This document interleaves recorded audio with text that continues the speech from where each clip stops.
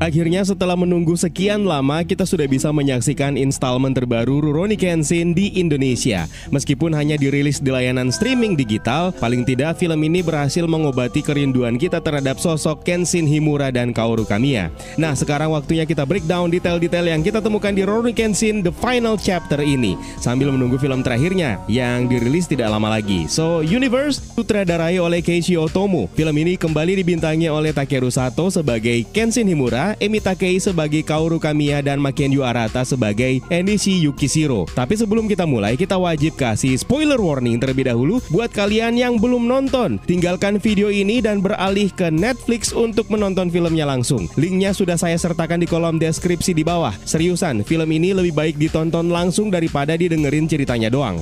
Kita awali dulu dengan ringkasan. Film ini berlangsung setelah invasi Juppongatana yang dipimpin oleh Shishio Makoto dengan menggunakan kapal perangnya. Hajime Saito memimpin pasukannya untuk menangkap Enishi Yukishiro, seorang gembong mafia Shanghai yang ternyata memfasilitasi Shishio Makoto dengan menjual kapal perangnya. Pertarungan singkat pun terjadi antara Enishi dan kepolisian, namun berakhir dengan Enishi menyerahkan dirinya kepada Hajime Saito. Tidak lama setelahnya, Enishi dibebaskan oleh rekannya dari Tiongkok dengan memanfaatkan perjanjian antar negara. Pihak kepolisian mengirimkan mata-mata mereka yang ternyata adalah mantan anggota Juppongatana yang pernah dilumpuhkan oleh Kenshin, yaitu Cho Sawagejo, meski Saito tidak percaya kepadanya. Sementara itu di Tokyo digelar festival yang memperkenalkan iringan calon pengantin dengan busana khas Eropa, membuat Kenshin, Kaoru, dan teman-temannya terpesona. Mereka lalu mampir di kedai Akabeko. Di malam hari sepulang dari kedai, tiba-tiba sebuah serangan meriam menghancurkan kedai Akabeko dan menyebabkan sejumlah korban jiwa berjatuhan. Serangan tersebut rupanya berasal dari Six Comrades alias Rokuni Nakama yang dipimpin oleh Enishi Yukishiro. Serangan meriam itu sendiri dilancarkan oleh Kujiranami Hyoko menggunakan lengan meriamnya. Saito menelusuri lokasi yang dicurigai menjadi tempat asal penyerangan di sebuah hutan. Namun yang mereka dapatkan hanya sebuah kertas bertuliskan Jinchu. Di saat Megumi merawat korban luka-luka termasuk Sekihara Tae dan Subame, pemilik kedai sekaligus sahabat Kaoru dan Kenshin, tiba-tiba serangan lain kembali terjadi di dua lokasi berbeda, di Dojo Maekawa dan di rumah kepala kepolisian Uramura. Kebetulan dua lokasi tersebut sangat dekat dengan histori Kenshin Himura, di mana Kaoru menjadi pelatih hanggar di Dojo Maekawa, sementara Kenshin akrab dengan kepala kepolisian Uramura. Akhirnya Kenshin dan Sanosuke segera berpencar. Sano bergegas ke Dojo Maekawa, sementara Kenshin menuju ke rumah kepala kepolisian Uramura. Rumah kepala kepolisian Meiji ini luluh lantak oleh serangan Otowa Hyoko yang membunuh banyak pasukan polisi dan melukai Uramura beserta keluarganya. Beruntung Kenshin tiba tepat waktu sebelum Otowa Hyoko membunuh kepala kepolisian. Pertarungan pun terjadi di mana Kenshin tentu saja menang telak, namun Otowa Hyoko tidak menyerah, lalu mengakhiri pertarungan dengan meledakkan dirinya menggunakan granat. Sementara Dojo Maekawa juga tidak luput dari korban berjatuhan yang pelakunya adalah Tenmon Inui. Dalam perjalanan pulang, Kenshin akhirnya berhadapan langsung dengan Enishi Yukishiro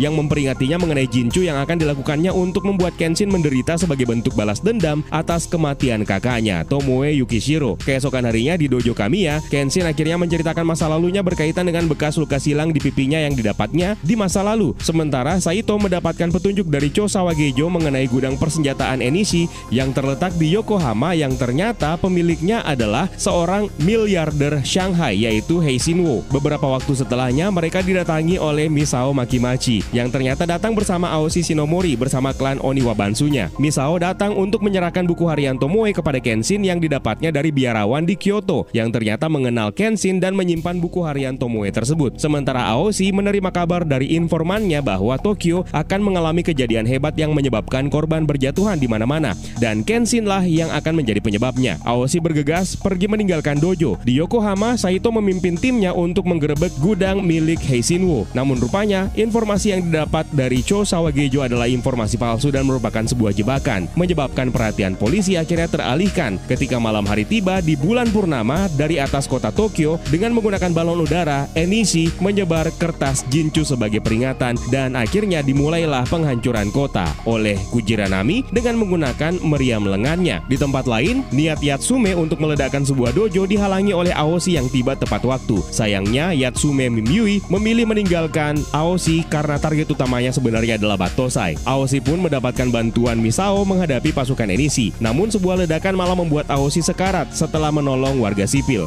Sementara Kenshin berhasil melumpuhkan Kujiranami yang terus menyerang menggunakan Gatling gun armnya. Setelah itu, Kenshin bergegas kembali ke dojo Kamiya, di mana di sana dia hanya mendapati Sanosuke yang sedang sekarat setelah dihajar habis-habisan oleh Enishi dan Yahiko yang menyesali dirinya karena tidak bisa membantu untuk menghalangi Enishi menculik Kaoru Kamiya. Enishi sendiri menitip sebuah pesan melalui mayat Cho Sawagejo yang telah dia taklukkan sebelumnya di kastilnya. Enishi memberitahu tempatnya untuk melakukan jinchu, di mana dia berencana membunuh Kaoru di kastilnya. Keesokan harinya, Kaoru terbangun dan mendapati dirinya berada di kastil Enishi. Dia lalu berusaha kabur namun terjebak di tepi sebuah tebing. Enishi pun menghampirinya dan berniat untuk mengakhiri nyawanya. Namun sayang, dia tidak bisa melakukannya setelah terus-terusan dibayangi oleh imajinasi wajah Tomoe Yukishiro. Di kastilnya, Enishi lalu menyerahkan organisasinya kepada Heishinwo. Namun Heishinwo menolak karena lokasi tersebut sudah dikepung oleh polisi Meiji. Tidak lama setelahnya, akhirnya Kenshin tiba dan berhadapan dengan anak buah Enishi yang dipimpin oleh Yatsume dan Tenmon Inui. Kenshin mendapatkan bantuan dari Misao yang marah dan ingin membalas dendamnya setelah Aoshi sekarat, dan tidak lama kemudian Hajime Saito pun tiba bersama dengan pasukan polisinya. Dan yang tidak terduga, Sanosuke yang sudah setengah mati masih bersikeras bertarung. Kehadiran mereka memberi jalan Kenshin untuk menghadapi Enishi dalam rangka menyelesaikan dendam masa lalunya. Misao mengalahkan Yatsume dan dendamnya pun akhirnya tuntas. Sementara Saito dengan Gatotsunya menewaskan Tenmon Inui. Memasuki kastil, Kenshin malah berhadapan dengan pasukan Heishinwo, dan ternyata di antara mereka ada salah satu mantan Juppongatana terbaik yang adalah Sojiro Seta. Mengejutkan karena ternyata Sojiro yang telah diselamatkan oleh Heishinwo malah berkhianat setelah memilih bekerja sama dengan Kenshin dan memberikan jalan Kenshin agar bisa bertemu langsung dengan Enishi. Pertarungan berbalut dendam masa lalu pun akhirnya terjadi dan berlangsung seimbang hingga akhirnya Kenshin mengalah dengan membiarkan dirinya tertikam. Tiba-tiba Heishinwo datang untuk menembaki mereka, namun upayanya dihalangi oleh Kaoru. Enishi pun mengorbankan dirinya untuk menyelamatkan nyawa Kaoru lalu menghajar Heishinwo yang mengkhianatinya. Kenshin akhirnya berterima kasih kepada Enishi karena telah menyelamatkan nyawa Kaoru. Sementara Enishi akhirnya ditahan. Kaoru lalu mengirimkan buku harian Tomoe untuk disimpan oleh Enishi, sementara Kenshin dan Kaoru mengunjungi makam Tomoe. Nah, itu dia ringkasan cerita dari Rurouni Kenshin The Final Chapter. Sekarang waktunya kita mereview dan membedah detail-detail yang kita dapatkan di dalamnya.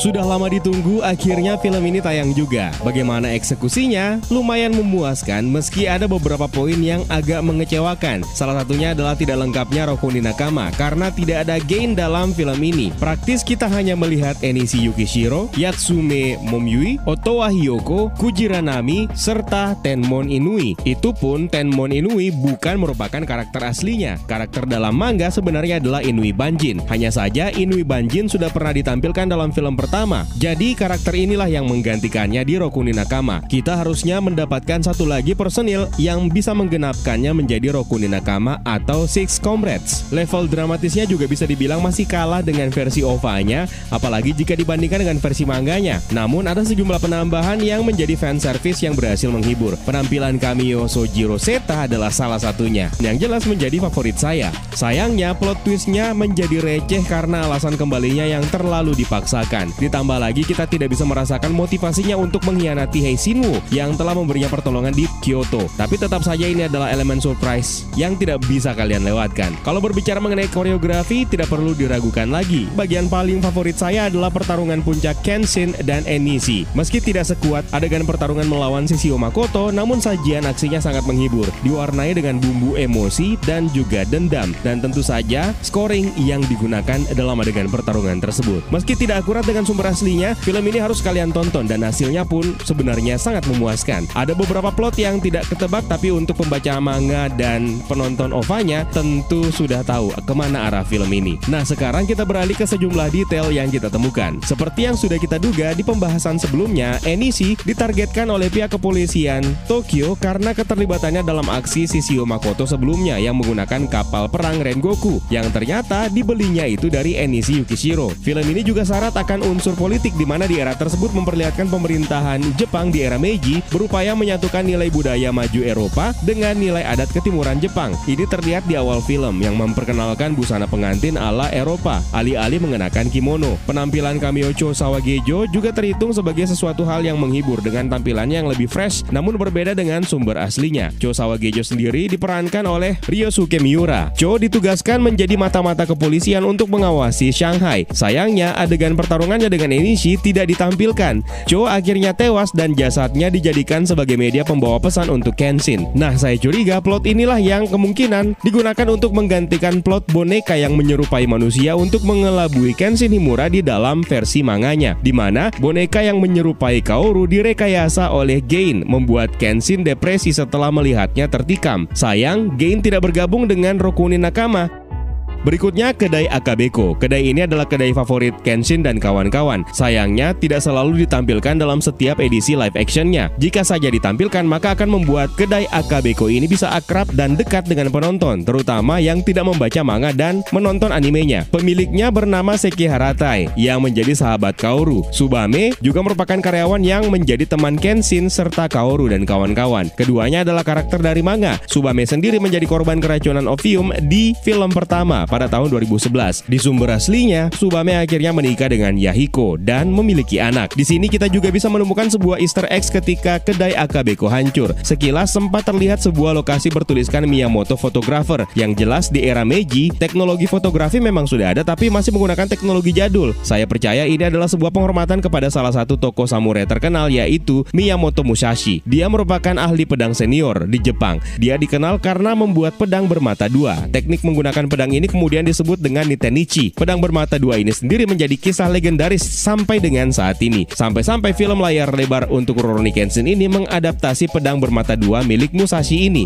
Ketika Kujiranami menembakkan meriamnya untuk menghancurkan kedai Akabeko, terlihat dia mengaitkan tubuhnya dengan tali ke pohon. Saking kuatnya hempasan tembakan meriam lengannya membuat pohon tersebut tumbang. Ini sebenarnya merupakan callback untuk adegan di manga, di mana Kujiranami melakukan hal yang sama. Bedanya di manga, Akabeko diledakkan pada saat tidak ada orang-orang di dalamnya. Sementara di live action kali ini, ledakan tersebut membuat banyak korban berjatuhan.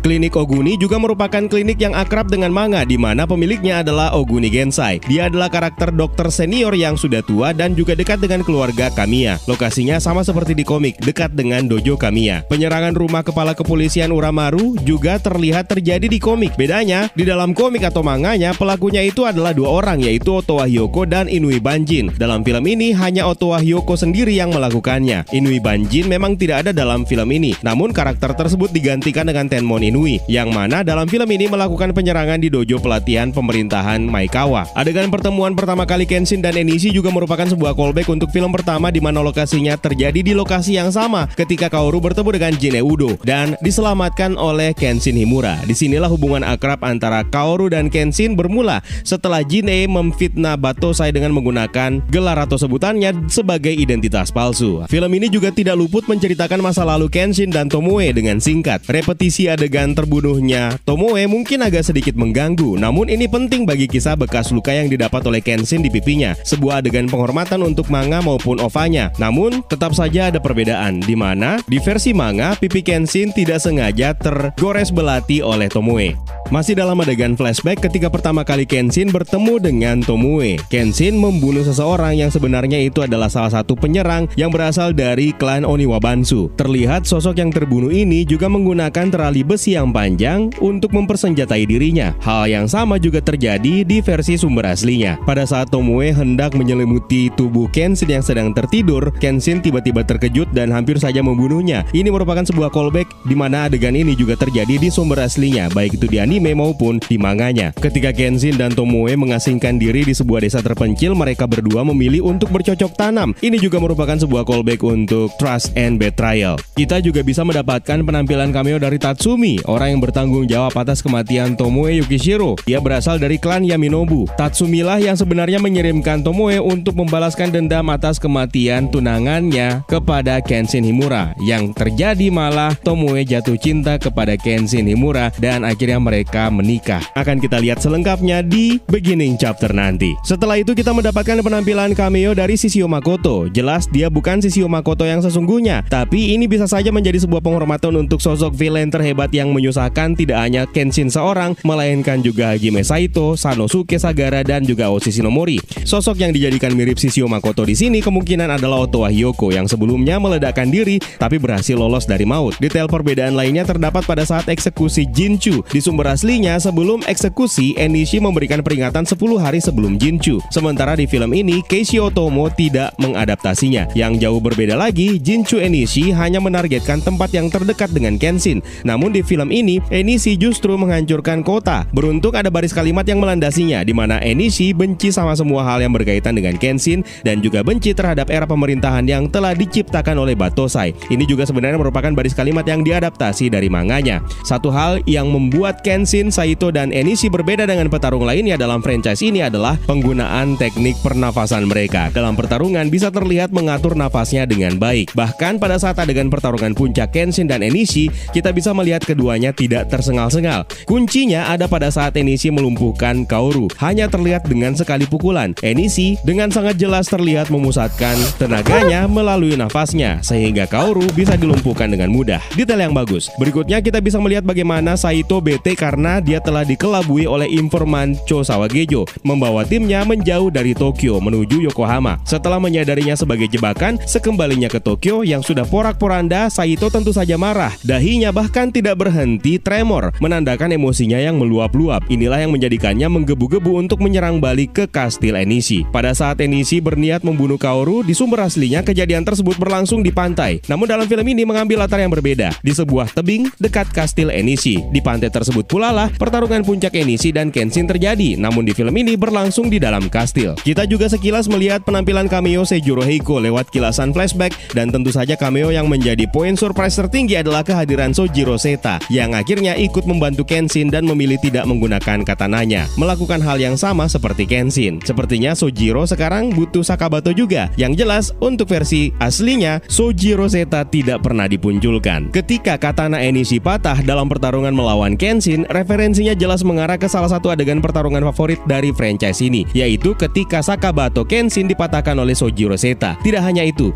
luka di pundak Kenshin ketika terdesak dalam pertarungan melawan Enishi Yukishiro juga mengambil referensi dari pertarungan yang paling mengecewakan di sepanjang franchise, yaitu pertarungan antara Kenshin dan Hajime Saito di film pertama. Para fans menuntut rematch yang layak untuk pertarungan kedua karakter ini, di mana di animenya pertarungan keduanya menjadi salah satu yang terepik yang tersaji di Juppongatana Arc. Nah, sekarang apa yang terjadi setelah ending film ini? Berdasarkan sumber aslinya, 4 tahun setelahnya Kenshin dan Kaoru memutuskan menikah dan akhirnya memiliki seorang putra yang bernama Kenji Himura. Film ini juga meletakkan dasar yang bagus untuk penerus Sakabato, di mana Yahiko Myojin terlihat terpukul karena tidak bisa membantu apa-apa ketika adegan penyerangan Enishi ke dojo Kamiya. Menurut sumber aslinya, Kenshin pada akhirnya bertemu kembali dengan Yahiko Myojin yang telah berlatih dan mengembangkan sendiri gaya teknik pedangnya selama 4 tahun tersebut, hingga pada akhirnya Kenshin mewariskan Sakabato miliknya kepada Yahiko. Sementara untuk Enishi Yukishiro, pada akhirnya dia bebas dari tahanan lalu mengasingkan diri ke sebuah desa, yang mana dalam sumber aslinya Kenshin pernah mengasingkan diri di desa tersebut, dan ternyata di sana tanpa sadar dia akhirnya bertemu dengan ayahnya. Nah, itu dia beberapa detail yang kita dapatkan dari film terbaru Rurouni Kenshin The Final Chapter. Kalau ada yang ingin kalian tambahkan, saya akan sangat berterima kasih